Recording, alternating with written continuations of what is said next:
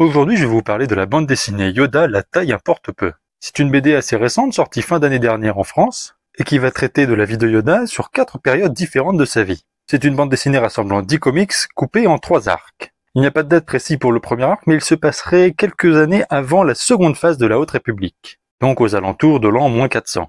Le comics s'ouvre sur une espèce à la peau rose attaquée par une espèce à la peau rouge. L'espèce à la peau rose, dont j'ai oublié le nom, fait appel aux Jedi. Et c'est Yoda qui décide de s'auto-envoyer sur cette planète.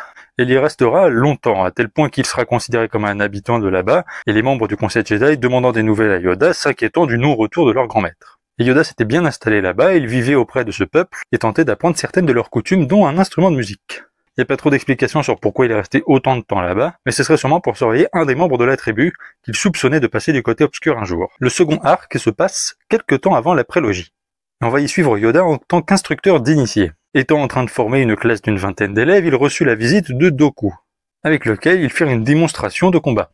Et dans cette classe se trouvaient les 3 individus Krish, Ger et Jakzin. Mais Ger et Krish sont une Trandoshan et un Wookiee, 2 espèces qui de base ne s'apprécient vraiment pas. Les Trandoshan étant des chasseurs-nés qui vouent un culte à la chasse, et considérant que les Wookiees sont des proies rapportant beaucoup de points. Parce que oui, leur dieu compte les points. Mais bref, ces deux-là se retrouvent dans le même clan. Jusqu'au jour où Krish aura une vision de Ger l'attaquant. Et on sait le point de vue des Jedi sur les visions, il faut les prendre avec beaucoup de recul. Mais il n'en fit part qu'à une personne, à Dooku. Dooku qui commençait déjà un peu à vriller. Et Dooku, l'un des meilleurs amis de Sifo-Dyas, un Jedi aux visions prophétiques. Donc Dooku lui prenait très au sérieux les visions, et encouragea Krish à faire de même. Et c'est en mission sur Corvair 2 avec Maître Yoda, que sa vision se déclenchera, mais à cause de lui. Il avait pris des distances avec son ami, et commença à être provoquant. Très provoquant. Et c'est Krish qui attaqua en premier, Ger ne faisant que se défendre. Maître Yoda arriva pour régler la situation, mais malheureusement, Ger décida de quitter l'ordre, ayant peur que la vision de son ami se déclenche vraiment, qu'elle passe vraiment du côté obscur. Ce qui toucha quand même particulièrement Yoda, car c'est ses amis Wookiees qui lui avaient donné Ger, l'ayant trouvé après un duel. Il l'avait élevé depuis toute petite. C'était comme l'un de ses enfants qu'il avait élevé depuis le plus jeune âge. Et enfin, le 3e arc. Le dernier arc de cette histoire se passe pendant la guerre des clones, et Yoda et Anakin sont envoyés sur la planète, je sais plus comment elle s'appelle.